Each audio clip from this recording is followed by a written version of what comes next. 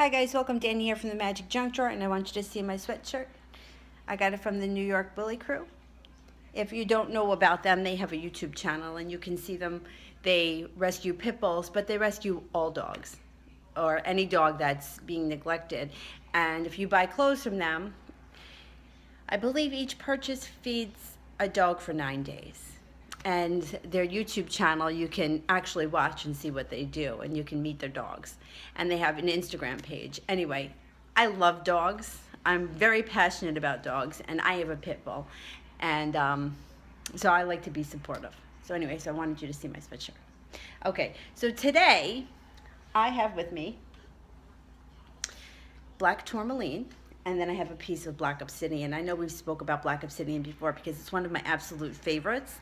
And like I said before, I love color. I'm not usually drawn to the color black or white. Usually I like blue, purple, I love color. There's something about obsidian that ever since I was a little kid, I just find it to be magical.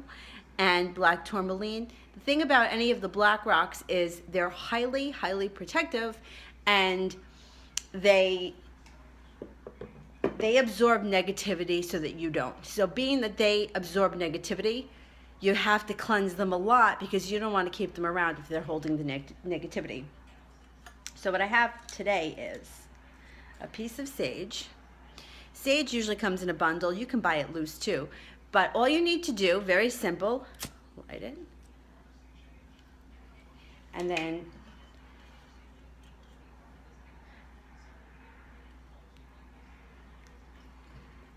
I go around the house with this too, around myself,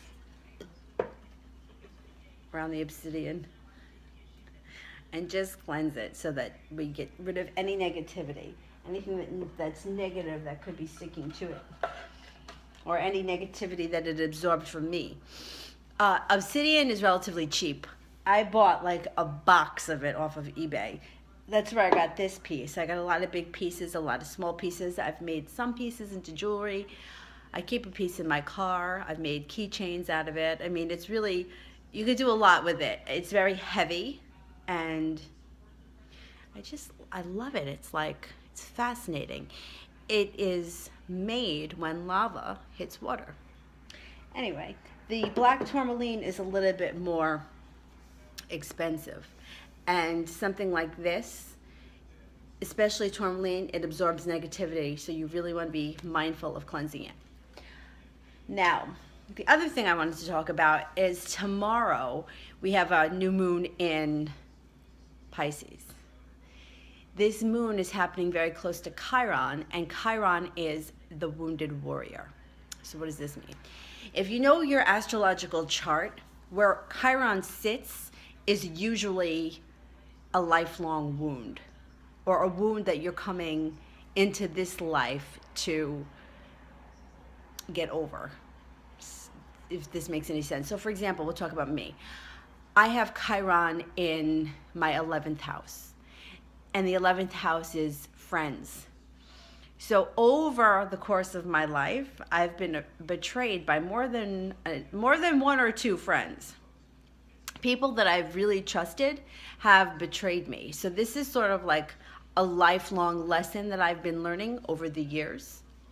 So when the new moon is in conjunct with Chiron, where it is right now, Chiron happens to be in Pisces, but it's at the later degrees. It's heading towards Aries. It's giving you an opportunity to heal old wounds and realize that you are not your old wounds. So for example, just because I've had X amount of friends betray my trust in the past doesn't mean that everybody else is going to betray my trust in the future. There are very few people that I have trusted to that extent, but a couple of the people that I have trusted very much have betrayed my trust, and I don't do well with that. I don't do well with that at all. So while I could still keep these people in my life, I would never trust them in the same way again. So rather than making myself a victim out of this situation, you want to see what you can learn from it and move on. Maybe not be so trusting the next time. Maybe be careful with, whatever the situation might be. In a couple of the situations, they were people that I was friends with for a really long time. It wasn't like I just met this person and they betrayed my trust. It was like we were friends for years, and I was like, wow, really? That sucks. So that's me. Now, you have to know your chart, and you can make a free chart. You can make a free chart on Google it, and something will come up. You just need to know, you really need to know your time of birth, because that's what puts the planets in the houses.